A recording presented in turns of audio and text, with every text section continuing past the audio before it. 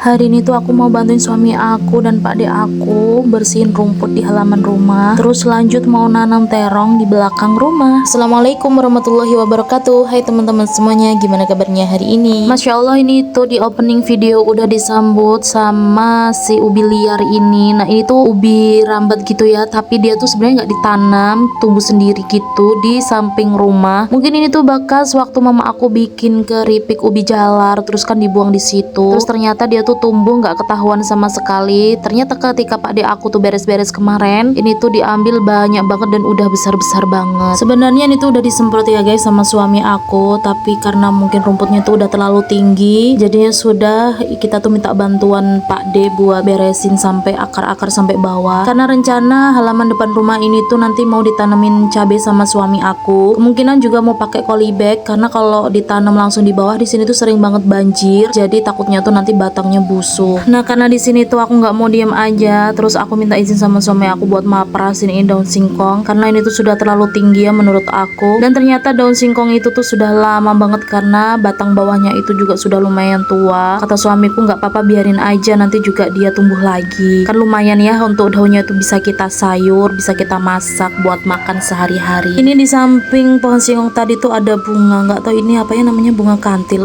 Bukan apa ya namanya, bunga apa gitu ya, aku tuh lupa. Ini tuh sebenarnya wangi banget gitu kalau kena angin.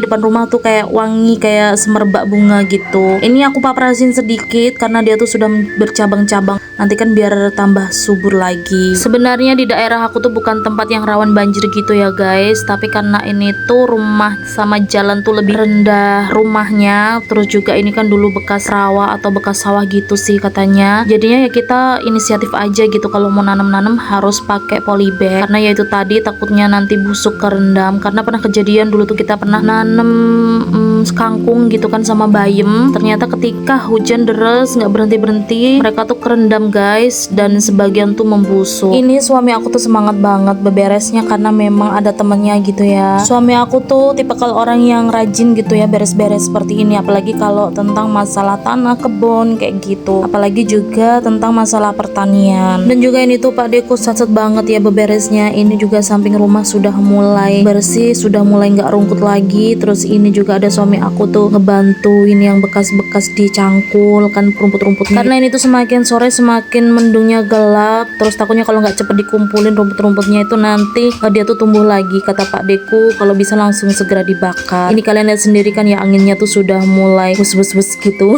Ya sebenarnya bisa aja kalau suami aku aja yang bersihin gitu kan, tapi itu bakalan lama banget karena suami aku tuh kalau aku kemana-mana suami yang nganterin gitu loh guys. Terus motor juga cuma satu kan, kalau aku bawa sendiri nanti buat jemput sekolah sama nganter sekolah ponakanku tuh susah karena nggak ada motor. Makanya dari itu, daripada nunggu suami aku kapan sempetnya itu kan kelamaan, terus juga daripada nanti rumputnya semakin tinggi, akhirnya kita tuh minta bantuan sama Pak De aku. Selesai suami aku tuh beres-beres di depan rumah bantuin Pak De, terus dia tuh lanjut mau nanam terong di belakang rumah karena itu mumpung sore hari terus mendung ya guys, jadinya tuh bagus banget kalau buat nanam kata suami aku, karena nanti malam bakalan kesiram secara alami. Nah ini tuh dicangkul sendiri ya guys sama suami aku. Kadang-kadang aku tuh nyariin dia kayak gitu kemana, kalau dipanggil kok gak ada suaranya, ternyata tuh di belakang sini guys.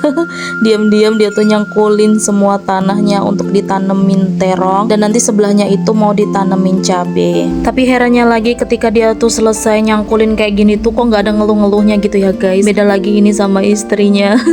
Mungkin masak sebentar atau capek sebentar kayak gitu, kayak udah minta pijet gitu. Kalau suami aku tuh yang penting tidur tepat waktu gitu, jam 8 sudah harus tidur. Terus juga ada tidur jam siangnya kayak gitu, nggak bisa terlewat karena suami aku tuh nggak bisa nahan ngantuk ya guys.